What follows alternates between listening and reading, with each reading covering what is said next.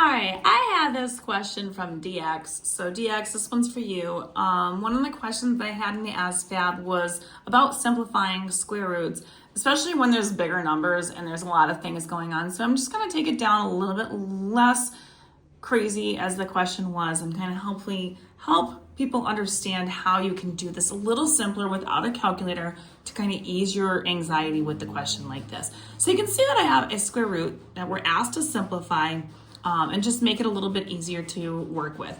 So the first thing I want to do is when I'm looking at something where there's multiplication and division under the root, I can do either one of two things. I can multiply across the top and then divide by the bottom and do it that way. That's possible. Or I can kind of simplify this thing right here as it is.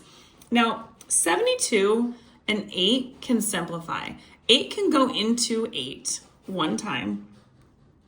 And it can also go into 72 evenly. And it can go into 72 9 times. Now, by me doing that, it eases my multiplication issue a lot because I don't have to deal with multiplying 72 times 50 and then trying to figure out how to divide that by 8. So by doing that, now I've only got 9 times 50, which should be pretty easy because 9 times 5 I can do in my head, and that's 45. And because it's 50, you're just adding a 0 to that. So what the same equivalency to that is will be 450. Now the denominator over here, because we divided by 8, ends up being just 1. So I don't even need to put anything right there. So now I'm left with this. Now, obviously this is still a little bit of a larger number.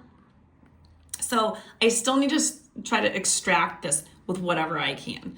So if I'm not sure, because it's still a large number, but I know that 9 goes into 45. So if I know that 9 goes into 45, that should be a pretty decent number that I can deal with. So if I do that, and I know that's a perfect square, it goes into 45, I can just work with that. So what I'm going to do is I'm going to simplify that by breaking that down just a bit more. So again, if I was to do that and simplify it, I could have the square root of 9. And again, that is a perfect square. The square root of 50 is what it is. So again, these are just the two numbers if I'm asked to do this that we started off with over here. So these were those two numbers that were there. Now the square root of 9, as I just said, it's a perfect square. So that can be reduced down to 3 because 3 times 3 is 9. Now 50 is not a perfect square. So I can actually simplify this a little bit further. And this is called extracting the root. So if you do need to do this, there are some videos on my roots and exponents playlist that you can check out for that. So what we're going to do is we're going to take a look at perfect squares that go into 50. Now the first thing that comes into my mind is 25 times 2. So 25 is another perfect square that you can use. So square root of 25 times the square root of 2 would help me. And the perfect square of 25 would be just 5. So this is going to turn into 5. And then we have the root 2.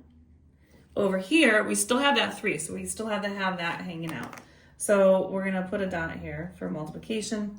And now I can multiply number times number, because that's fine. 3 times 5 is 15. And I can't do anything with that root symbol. So if I needed to simplify this, this would be as simplified as I could get from what we started with up here. And if you want more questions like these, you can find these ones in my YouTube, Instagram, and TikTok playlists under roots and exponents.